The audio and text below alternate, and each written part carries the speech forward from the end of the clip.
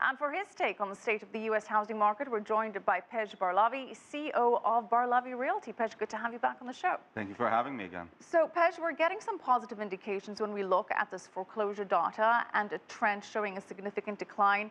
In your experience with your realty exposure, are you seeing that? Definitely.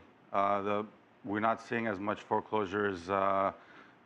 The list that we get every couple of days is shrinking almost every day. And you see that as a sustainable trend?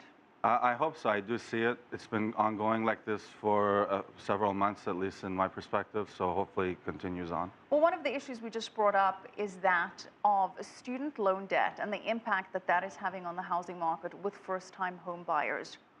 What is the long-term impact of this? How significant is this phenomenon where people have such a high income to debt ratio?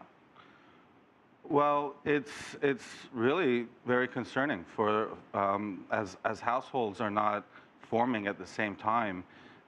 It's going to have an effect of who's purchasing and what houses are going to be built in the future for the young adults versus the seniors in the market. So what can be done about this?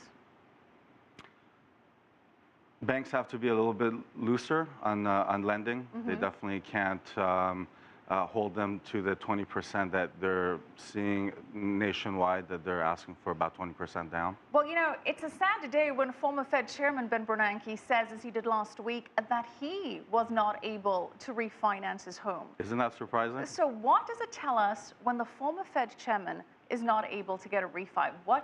What is that trend? Are banks just not relaxing the standards enough? Banks are very tight. Banks are very tight, and you know, about almost half of the sales nationwide were about 50% were cash buyers. So I think that between that and the fact that banks are holding on tight, it's affecting the millennium. Now, those cash buyers, overseas buyers, who's coming in with cash? Is it rich investors from overseas?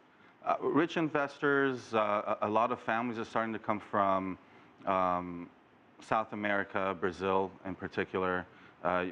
Chinese are still flooding the market.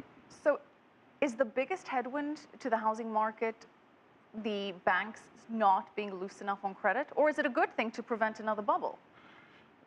It's both, right? I mean, when the banks were very loose and they weren't doing their due diligence, we had a pretty bad bubble. But at the same time, they gotta be able to take some of those restrictions off and be able to lend a little bit easier, especially to the young adults 35 and under. They need the most help. Well, let's look at what the Case-Shiller Index is telling us, and we are seeing that the rate of increases in home prices is slowing down from 5.6% in July from 6.3% in June. That's the slowest pace since November of 2012. Is this slowdown a concern, or is it good? Is it showing some stabilization? I think it's great. It's showing some stabilization. It's the people that were afraid to come into this market to purchase something. There's a real relief for them to start studying the market again and come back in and start looking at homes to purchase. Now, Pej, the big question mark is when the Fed will start raising interest rates. It's forecast to perhaps start doing this in the second half of next year. What impact is that going to have? Are we going to see a flood of new buyers in the first half, do you think?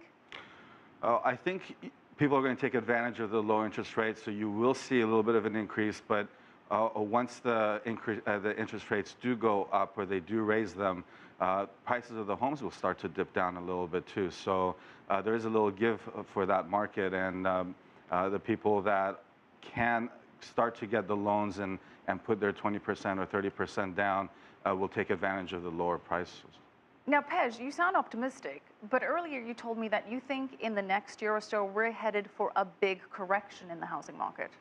Yeah, it depends with the timing of the raise of the interest rates, and there is a huge rush of home builders. There's a lot of development happening throughout the country, and as more of these homes are going to be flooding into the market, you will see the trend of the prices rising drop, especially if they raise the interest rates. I think you'll have another adjustment.